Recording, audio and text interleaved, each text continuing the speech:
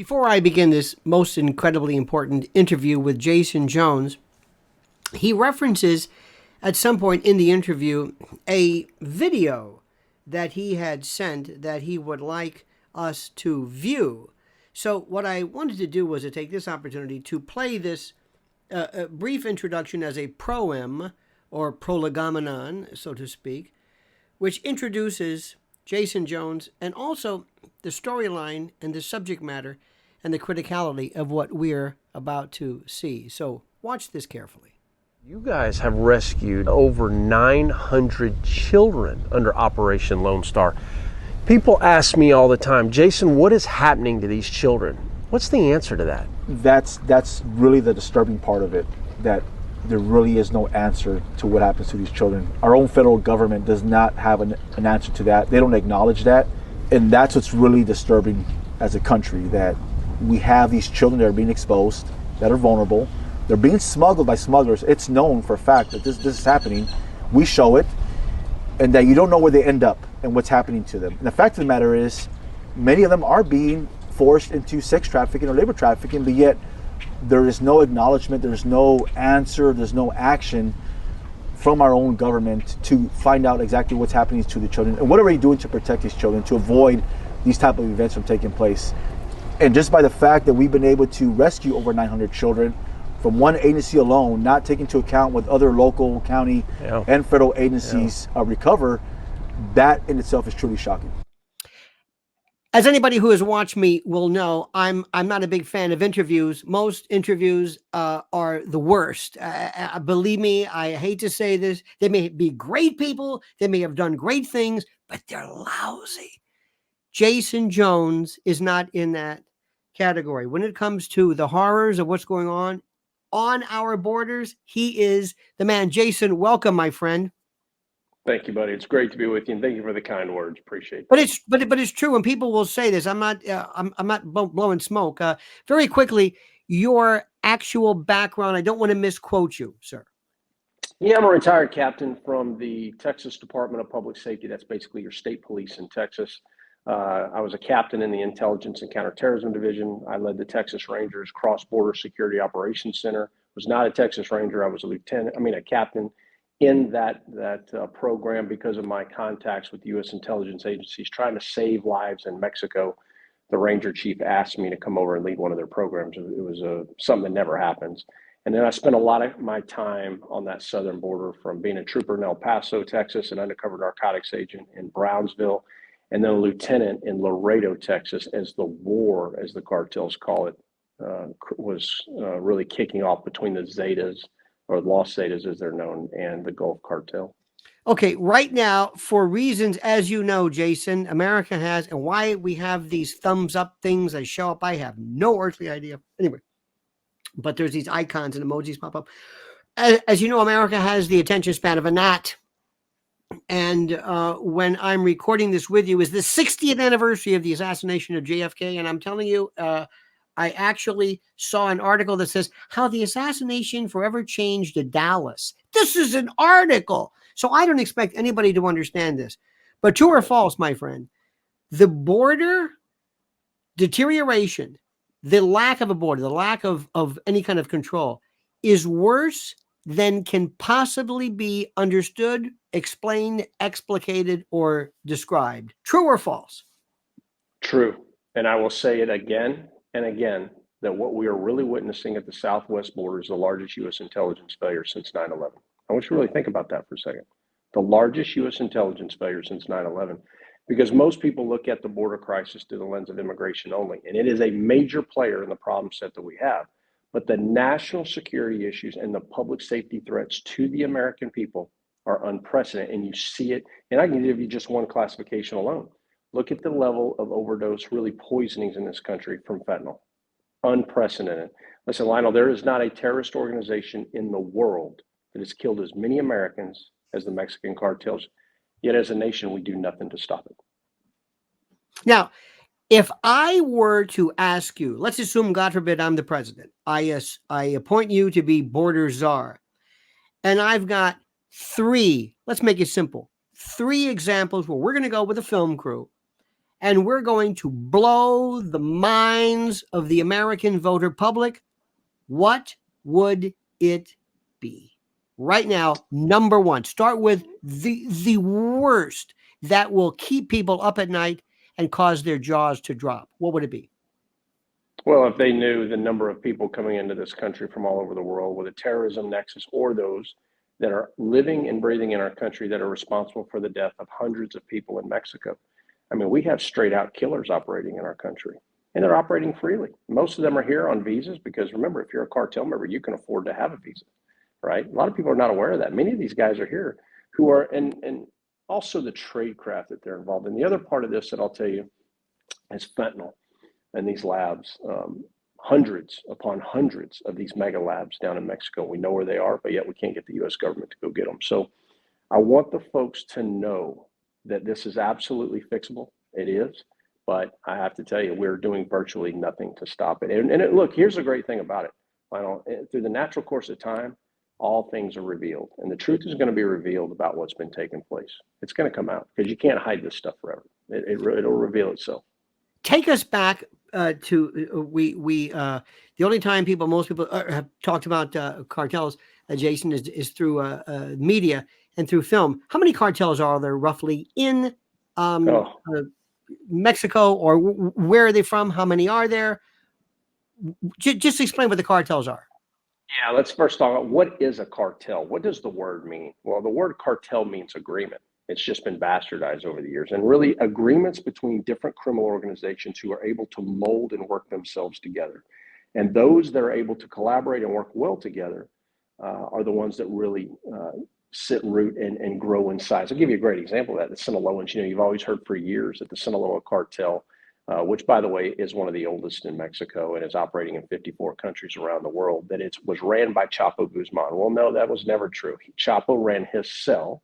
He was the capo of his cell. You also had El Mayo, you had Rafael Caro Quintero, and many others, including the Salazar family and others. But the breadth and scope of them is that they operate differently, depending upon which cartel you're talking about. Some are a hub, a spoke, a wheel, or a mesh network. So they're different. But when you look at the real major players in Mexico, and it changes all the time with the exception of a few, you've got Sinaloans, you got Cartel Jalisco New Generation, known as CJNG, the most hyper-violent cartel in Mexico. You've got Cartel del Noreste, known as CDN. Also, many watching right now will remember them before they had to rebrand themselves because of the great effort of law enforcement to go after them. They were known as the Los Zetas. Back then, really the game changers because they brought in tradecraft and discipline into the game. You have the Gulf Cartel, also known as CDG, or Cartel del Golfo. Those are the major players in Mexico right now. Now, you have under that numerous other organizations that you can call a cartel or not call a cartel. But from my perspective and from U.S. intelligence agencies' perspective, it is those who are able to work well together, have impacts to our own country and globally, that we really call cartels. Now, you could go crazy with it and you could list all these other groups that are collaborating and working in and moving drugs and these other things. But if you really want to talk about who has the stranglehold, those are the major players right now in Mexico. When did this start approximately at this status? Because we used to have maybe the mob, the mafia, LCN, maybe. That's nothing compared to this. When did it really hit this militaristic, almost a subsidiary government? They're almost like mini sovereigns. When did it hit this metastatic level? Where it really illuminated itself, and the adjustment from what you're saying of organized crime into the insurgency was 2006. And the reason it was illuminated is because the Calderon administration in Mexico began utilizing their military to go after them. And at the time in the West, we said, this is crazy, because we looked always, if you ever noticed, through our lens of how we operate. Right. But what we weren't looking at well is what was happening in Mexico and how so many levels of the Mexican government had been corrupted. And the stranglehold and the true tradecraft that Cartel del Golfo and the Los Zetas were having, and just the tradecraft and discipline they were bringing to the game. So as the Mexican government surged with their military, and we saw this insurgency. And what is an insurgency? It's just where groups fight back against their own government. We were stunned. I mean, Lionel, we were having 6, 8, 10, 12-hour gun battles with 40-millimeter grenades, 50 caliber belt-fed machine guns, RPGs, light anti-tank weapons, first generation armored vehicles we called monsters. And these battles were happening right at our border. So wait a And minute. the whole country was looking to the Middle East, but yet at our border, this is what we saw taking place back in 06, 07.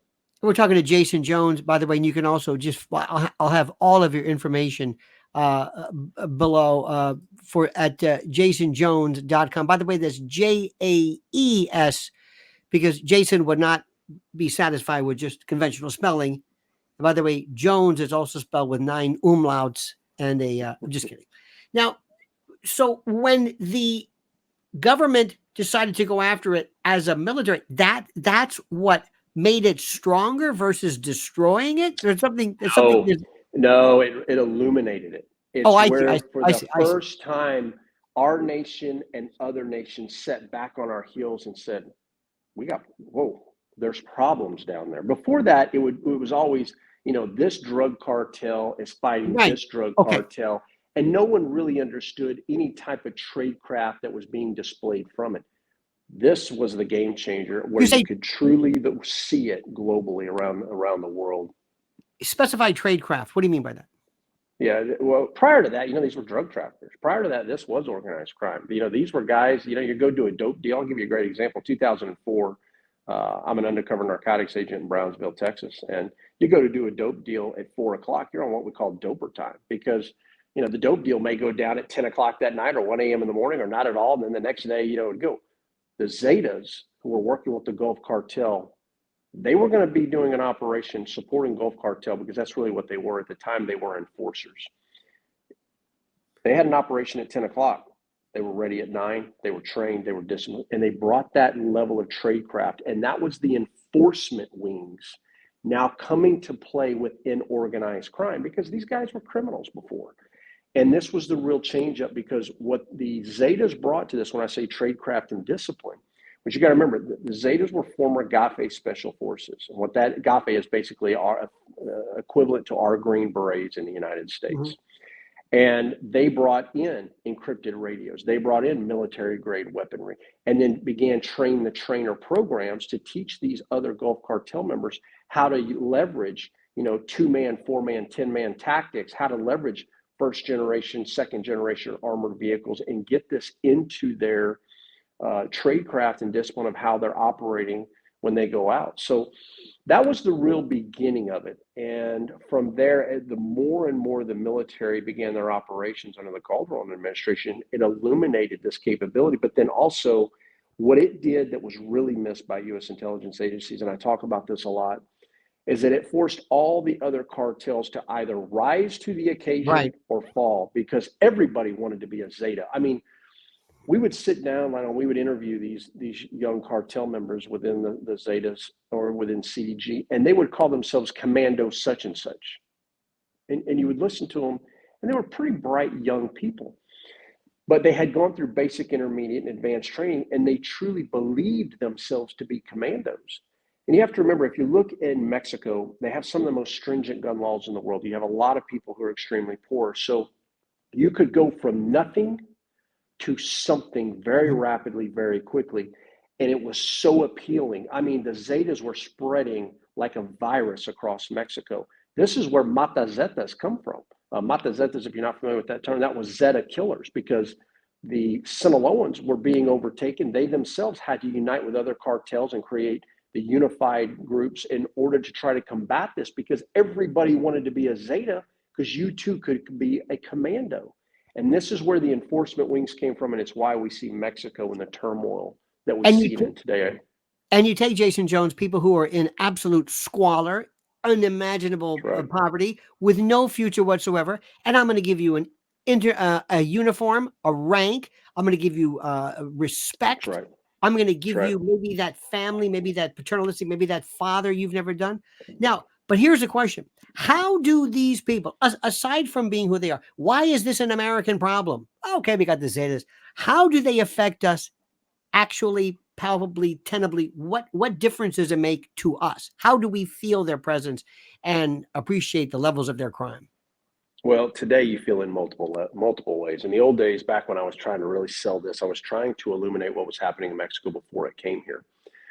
Today, if you live in the North, you feel the overdose poisonings from fentanyl is a great example more than anything else. In the South, though, we feel it through the lens of human smuggling and human trafficking. And what's really taking place now as a result of the Biden administration's policies of open borders, we now have what I call the convergence. And that's where now we in the South are feeling the overdose death crisis where we really didn't in prior. And you in the North are feeling the human smuggling, human trafficking that you never felt previously. So the convergence has now taken place. And this is all as a direct result of failure upon failure upon failure of the Homeland Security enterprise. You know, it's definitely a policy issue without doubt. But the level of failure by U.S. intelligence agencies, Department of Homeland Security, NORTHCOM, and many other federal agencies, the FBI, DEA, I mean, the list goes on, to tell the American people what's happened is what's gotten us here. It really is. I mean, it's the truth of it. Jaeson Jones, Newsmax border correspondent, and also JaesonJones.com, Jaeson. Let me ask you a question. Please explain to me why fentanyl has to be so bloody dangerous. Why are they killing us? Why don't you say, listen, guys, tone it down? They're not going to send it back a batch because it's not strong enough. This, to perhaps the untrained eye, looks like a deliberate exercise or intent to poison on a large scale basis. How are they not losing their clientele? What is the purpose of this? Why are so many people dying? Why is fentanyl thermonuclear in terms of its strength? It's a great question. It really is. And I get asked this quite a bit. First, you have to look at it from, let's take it from their perspective. And this is something that's hard for Americans to understand. But I want to be very clear. They do not care. You are one economy in the United States. From their perspective, they're operating globally. If you're Sinaloan, you're operating in 54 countries. If you're Cartel, Jalisco, New Generation, you're operating in 48. CJ&G made their rise so rapidly, so quickly. Why? Because they were moving their product to Australia and they were moving their product to Europe. Those two specifically is why they were able to come to power so quickly, because over there was a time a kilo of cocaine was going for $180,000 in Australia. It was the Miami Vice of the 80s in the United States down in Florida, was happening in Australia, still is to some degree. So that's the perspective that Americans are never told. Second, when you look at what they are concerned from their perspective, not ours, they do not care about us. They do not care about the Mexican government. They don't care about other governments. What they are concerned about is their rivals. Because if their rival makes a better product than they do, they can make more money and they can overtake there, because they battle for control of plazas or municipalities, as we would call them in the United States. And these plazas are very lucrative. You know, you'll always hear the 1980s DEA model of they battle for smuggling routes. Yeah, they did in 1980. In 2023, they're battling for full-on control, because then you control everything that moves through that plaza. Both legitimate and illegitimate goods, just so everyone's aware.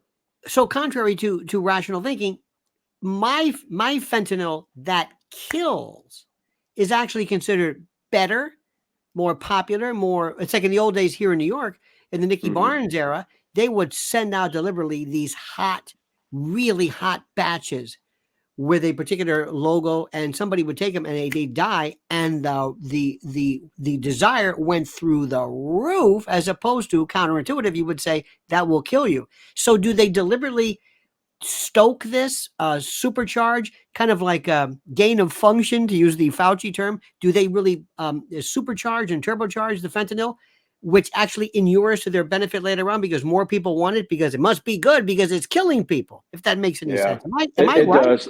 Let me give it to you in a different version. What you hear this term of, or weaponization of fentanyl, what you're not told by, and this is exactly what the U.S. agency should be talking about, is the Chapito cell, the Sons of Chapo Guzman, in 2018 began hiring chemists right out of universities. Chemists. Why did they do that? To change the analogs in the fundamental precursor chemicals being utilized and the process by which you make fentanyl in order to make different strains of it. So today, you have several strains of fentanyl. You have regular fentanyl, you have parafentanyl, you have serafentanyl. And now you have the introduction of xylazines. Each one can be, but not, tranq, exactly. Each one can be stronger, but not necessarily. It all depends on how it's manufactured. But if you just look at it in general terms, parafentanyl is stronger than regular fentanyl, and serafentanyl, which is the kind of thing that you use to dart giraffes and rhinoceros in Africa, is what the cartels have now made. And then they're pushing this poison into the streets. Now, if you get really technical, some of what is taking place, and a lot of it is specifically with the pills of fentanyl, is you take these big industrial grade presses that the cartels utilize. Well, you know, domestically and in big pharma, they clean those presses with every press. In Mexico, they don't do that. So you get a hot pill because all they're doing is pressing. You see what I mean? Because they're not cleaning it out of there. And so that's one methodology as to how it takes place. But there's a whole nother weaponization of this that is much more complex, involving how they hire these chemists out of universities. But that was all to make a stronger batch to combat what their rival is making. Right. You see what I'm getting at? So when you hear me say, and people have to listen to this, and I testified before Congress and tried to explain this very thing, that they will not stop. They will not stop until every American, every Australian, every Mexican is dead, because they can't. They are at war in Mexico. If you and I were sitting down right now, Lionel, we were talking to them, you'd be stunned at the wording they use. They use the term war. It's not my terminology, it's theirs. They're at war with us? No, with their rivals. I see. Oh, I see. And we're collateral damage. That's exactly right. And so they can't stop. And so I can give it to you in so many parallels. Never mind regular fentanyl, parafentanyl, serafentanyl, xylazine, and the other zine categories that Americans are not familiar with that are also coming on board. Now let's look into the military grade weaponry. As soon as you see, and this is something for everyone to remember, when you see what we call a major tripwire or a major new capability within the cartels, and I'll give you a great example of what I'm talking about. In 2010, we had the first car bomb go off. It was a vehicle-borne improvised explosive device. The triggering device came from the FARC, which was a designated foreign terrorist organization. And what they did is they killed a civilian. They put him in a police officer's uniform. They videotaped it. And then as they dialed their version of 911, as law enforcement responded, they detonated it while they videoed it. And then they put it up on the World Wide Web. And I knew immediately we were in trouble, because that tradecraft has to be acquired by the other cartels, because they can't let one have it and not the others. By the end of the year, we had 4 other cartels setting off car bombs. And so it's a tit for tat, if you will. Okay, and Americans have to understand this. And I trained this for years to U.S. intelligence agencies when I used to lecture at the Naval Postgraduate School, and to SES level positions, to try to get them to change programs to go after them. But we will be able to spend for the rest of our natural lives discussing incompetence and the like very quickly. And I don't want this to get political per se, but as we speak right now, and as the world looks to Hamas and Gaza and the Palestinian people, Israel and others have talked about insurgents and people, and this is a war. Could one believe that we have to, I don't want to say that the Zetas are Hamas, I don't want to get into that, but what I'm saying is it not within the realm of reason, Jaeson Jones, for perhaps maybe the government to look at these people as an insurgent, a combative, an enemy on our border that we have to declare war against? Forget the fact that it's not sanctioned by Mexico. For they may be a quasi-sovereign. They represent a real and actual threat to the safety and the security and the sovereignty of our country. And I know that Mayorkas and those guys are going to advocate this, but do we need either a president or an administration or a policy that declares war on them and tells Mexico, you've got 5 days or 5 hours. If you don't clean this up, we're coming in there. We're not going to wait to be invaded. Does that make I don't want to be, conservative, tough guy, speak, but doesn't that make sense to you? Well, I'm the guy that came public in 2016 and started the entire initiative to gain new authorities to designate them as foreign terrorist organizations. You're talking to the man that started that entire program. But what happened? And, well, in 2019, we thought we had it. I used to come on Fox News with Lou Dobbs. I'll never forget it. When President Trump, and you may remember when the family was killed, all the women and the children down in Mexico that were American citizens, and many of them with dual citizenship, great family down there, by the way, were brutally killed by La Línea, or the Line cartel, and a subsidiary known as the Jaguars. President Trump came out and said he was going to designate them as foreign terrorist organizations. Lou Dobbs had me on and said, Jaeson, publicly, on air, nationwide, congratulations. You just got the cartels designated as terrorists, and then they changed their mind. Where I'm going with that is Who's that, they? Excuse me. Who's they? Trump? Who? no. The FBI Ugh. and the DEA, you got to Ah, understand, this is all about budgets and budgeting. It also had to do and with turf.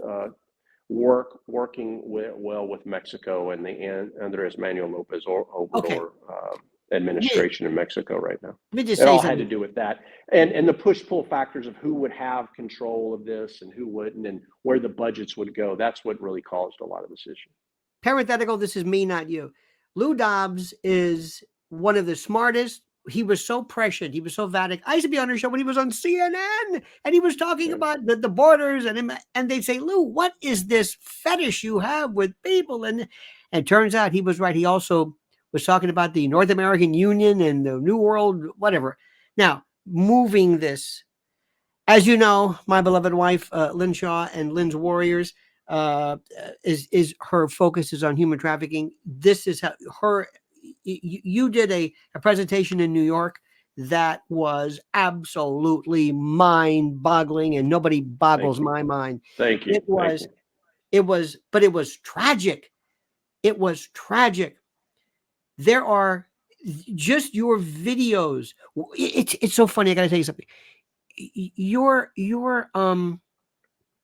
when you show bracelets of little kids and bracelets, and they're piled up.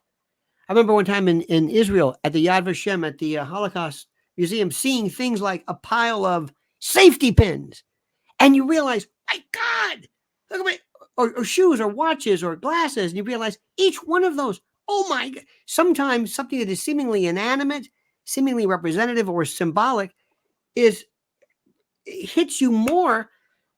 The bracelets, each one of these little girls, these little girls, you've got to tell this one particular story of these little girls who come here unaccompanied, and you've got this Mayorkas and other people basically looking the other way. These kids this is chattel. This is, I can't believe what's going on, and they're coming into this country and nobody's doing anything. Give us an idea of how horrible that is, and hit us with, I don't want to say your best story, but make the case, make people wince. We're not gonna sugarcoat this. I'll tell you what, I'll do one even better. Why don't you edit in the video I just sent you, where last week I was down on the border embedded with the Texas DPS, and I was sitting next to Lieutenant Chris Olivetis, who's the public information officer. I was stunned. I was stunned last week at what I learned. It's a great example. You should play that in this and add it in there. And here's why.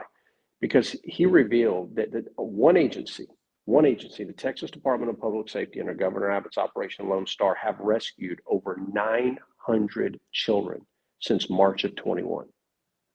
I want to say that again. Over 900 children, one agency. Ladies and gentlemen, we have over 18,000 in this country. So these border policies, opening the border to the world, has led to the largest integration of children unaccompanied and in the hands of smugglers. Let me tell you what brought this about, because I can't stop thinking about this. A highway patrolman in Kinney County, days before, as I was arriving down south, stopped a vehicle in Kinney County, Texas, just north of Eagle Pass, where you see these hundreds and hundreds of people crossing in these long lines. He made a traffic stop. The driver was a Tango Blast gang member. He looks in the back seats and he sees nothing but hands and feet. So he knows he's got a smuggler. Pulls him out, puts him in handcuffs, opens the door. People start running in every direction on him. He ends up fighting one guy to the ground, opens the hatch to the back, and he's got a 7-year-old and a 9-year-old unaccompanied in the hands of this Tango Blast gang member. Guess where he was taking them? He was driving them first to Pasadena, Texas, and then from there he was taking them to California. One example. And so that escalated the questioning from me to the agency. Can you tell me about these children? And I was stunned. I broke that story last week. It's incredible. This thing, I don't know where this came from, Jaeson, this idea of unaccompanied. You have no idea what that does to me. Unaccompanied. They are accompanied. They're accompanied by their trafficker. Little kids. A little girl comes in. Who is she? Manuela, whatever, Inocente, whatever, Gonzalez. Good. Okay, whatever. If she disappears from the face of the earth tomorrow, that's it. They come from villages, I would imagine, where there's no birth records and there's no thing. I mean, I don't want to. I'm guessing they don't exist. So they come here. Okay. They can a child, if brought to and in our country we're doing it as well, a truck stop, some I don't know what encampment. How many men can this child go through until they just don't exist anymore, until they can't have it, and then they're just It's terrible. It's listen, what has happened in the last few years under this administration with this open border, and it's the policy. It has really illuminated this adjustment from the smuggling of people into the trafficking through debt bondage is one, but two, the sheer level of these unaccompanied alien children who are being pushed in multiple methods. Some are pushed by their family to go up there to be able to see other family here in the U.S. and they hand them off to these smugglers. I see that quite often. We have another one where you have children that are being recycled. And what that means is where the smugglers basically are taking these kids, giving them based on the current policy. Because I'll give you a great example. When we filed exemptions, and I say we, Secretary Mayorkas, created exemptions for family units. Well, what did that do? That started the recycling of children because now these smugglers could take a child, give them over to a single male, charge that single male more money to have a child, get them into the U.S., then take that kid, reuse that kid to help in multiple smuggling events. Now, overlay that, though, with other problems where that child then crosses into the U.S. with that single male. What happens to that child? The cartel doesn't care. I mean, they don't care about that child. I can give you a great story about that, too. The Zetas were really brutal about this. They would take a family, a mother, a father with a couple kids, and they would take both children, leave one child with the mother and father, take both kids and share those kids with these other people to be brought into the U.S. And then they had no idea. I would ask them, well, how do they get the children back? They don't give a shit. Jaeson, what are you talking about? Who cares? That's what he tells me. Who cares? That's where we are, America. And look, it is very important to understand the hyper violence that these cartels are committing in Mexico has trickled down into so many other facets. And so when you hear me talk about, the stash houses and how these smugglers have care, custody, and control of these people and how they treat them as a commodity, the video you to. showed us of the stash house, you could hear the smugglers complaining about there's no people. There's no they sat there piled like cords of wood almost sitting there crunched. And the thing, Jaeson, which I'm sure I don't have to tell you this, there's a look of emptiness, of loss, of vacuity. The eyes don't well said. connect. Well, man, Lionel, hats off to you for seeing that, man. I see it all the time. I know that look. It's like it's dead. There's nothing there behind them. I know that look very well. When you have been pushed like chattel slavery lumber, you're just a commodity. And the thing I don't understand, and I will spend the rest of my life always saying, I don't understand. Look, we're adults. I can understand Mayorkas. And by the way, I don't blame Mayorkas. He's following orders. He's a puppet. This isn't his concoction. He's not his thing. He's told what to do. But if somebody said, listen, Jaeson, you don't understand. These are workers. We want the adults. Okay. Workers, cheap work. Every time there's somebody doing, landscaping or whatever, it's this. Plus, we want a permanent democratic country. Okay, I got it. I'm not stupid. But kids, this is the part. Stupid me. I'll never forget. And please, I don't want to go too far off. During this, whatever you think about Russia and Ukraine, people were going nuts over the little doggies that were left. And I'm thinking, dogs? What? Yeah. What are you talking about? There's this, we care about dogs, and they're wonderful. But Jaeson, why have we lost? Whatever happened to women and children first? We had this all of us are parents and kids think there's no connection because, that's third world for you. That's, I don't understand it. And when Josh Hawley or whoever it is blast in Mayorkas and say, what about the kids? How many kids have been responsible for rape or wholesale? There's just a return blank look like, and then it's forgotten, and then we're off. I think it's a really good segue here and a really good point, because what I've learned is that many of these, both at the state level and at the federal level, both representatives, congressmen, and senators from state and at the federal level. I've briefed many of them privately. I've briefed them publicly. Was just at the Homeland Security Committee on, the full House committee. I was there, testified about all this. And what I will tell you and what I've learned is that they're not being briefed. They're just not being briefed. Now, if you're a part of certain select committees, you're getting the classified intelligence briefing, but many of them are not. Most of them get their news from the left. Most of them get their news from the left, from CNN, and intel from CNN, and most from the right get it from Fox News. Let me ask you something. This gets me. What if I told him, see that kid? Yeah, she was a January 6th. What? She was a ringleader. She's 4 years old. I bet you. You know that in New York, here in New Jersey, after January 6th, there were billboards that said, do you know anybody who was in January 6th?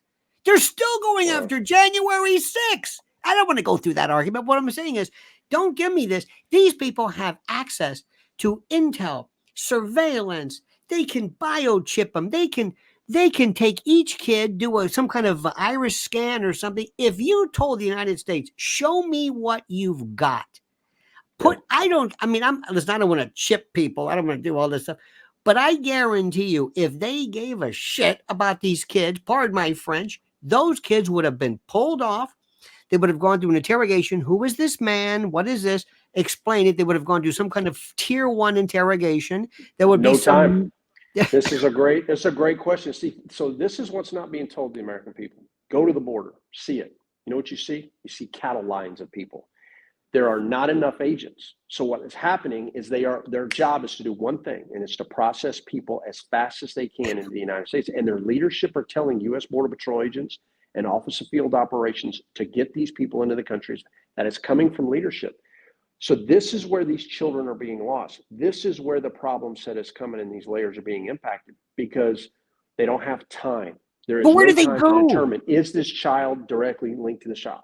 Look, I just got it out in the interview. Chris Olivetis admitted that they know that children are winding up in the hands of traffickers and smugglers for the purposes of sex trafficking and all kinds of things that can happen to these kids. Look, here's how it works. They go from U.S. Customs and Border Protection. They're handed off to Health and Human Services.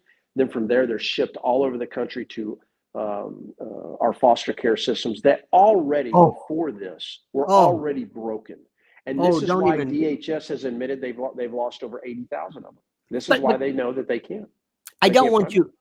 I know you're not afraid of politics, and that's great. And Newsmax, God bless them for at least trying to show something even vaguely resembling the truth. But if you had to guess, there's always somebody somewhere where I can say, I understand. I got it. Big business, oil, big tech. I got it. Who's behind this? What agency? What? Yeah. Who says, great, we got 1,000 more kids disappearing into the, here we are in New York City on the West Side Highway. I think my wife told you about this.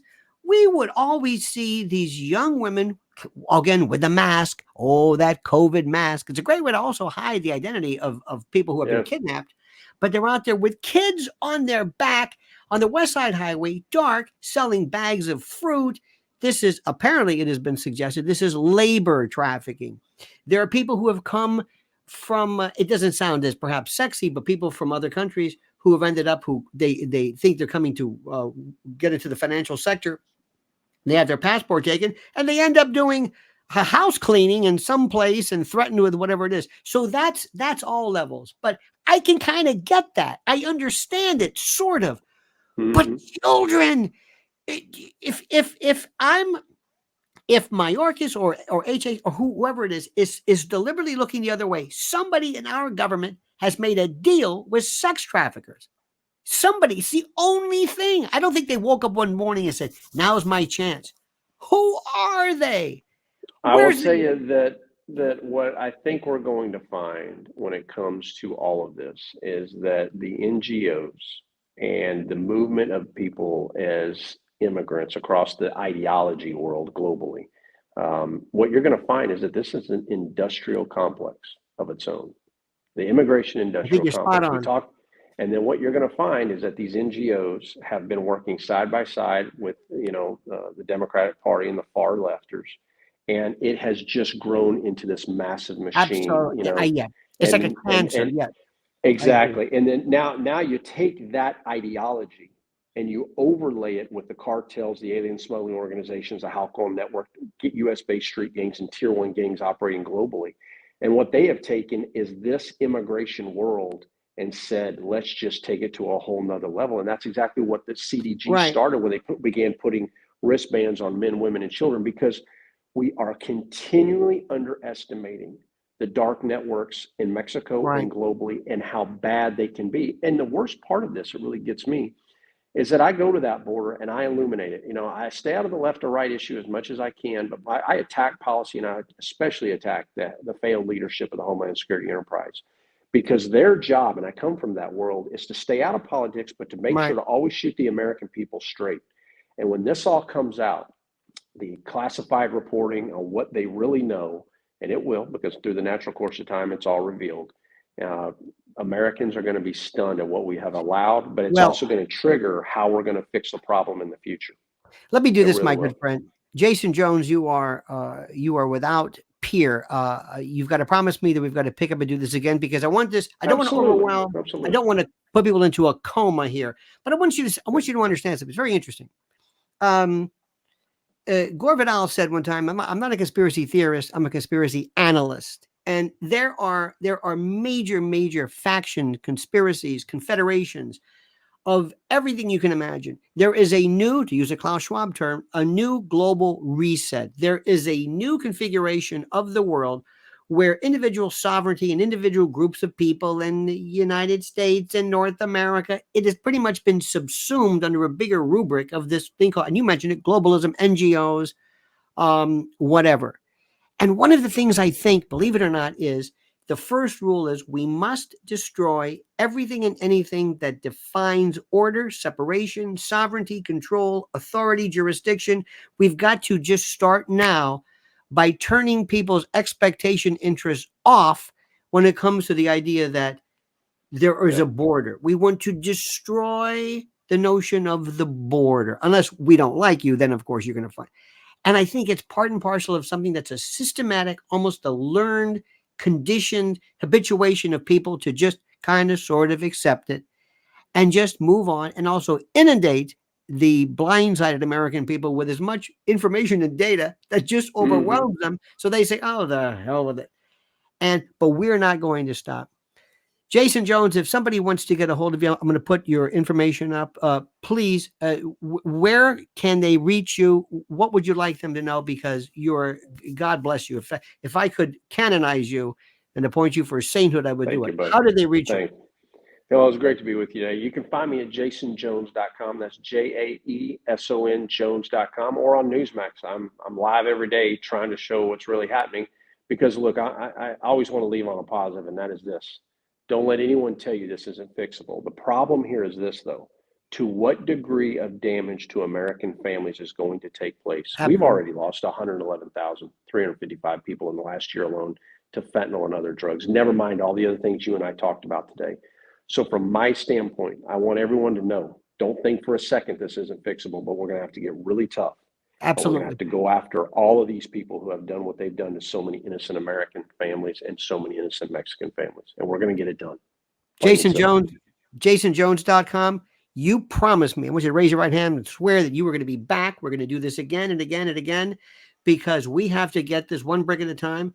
What you are doing, by the way, what people understand this, and I know this, is that what you are doing is out of a passion. I cannot, the amount of uncompensated, what you have done. And by the way, there's a lot of cowboys out there trying to swear that they're all kinds of, all they have to do is look at what you've done. Look at your history, look at your law enforcement pedigree, your provenance. And when you're hanging from a helicopter, this isn't some kind of a Photoshop CGI thing. This is the real thing. You're the real McCoy. You're like the Rambo. And I thank you for this. And you're a very special man, and God bless you. Jaeson Jones, we're going to talk again. Thank you so much, my friend. Oh, great to be with you. And listen, if you need anything, let me know. Look forward to being back on soon. Thank you, sir.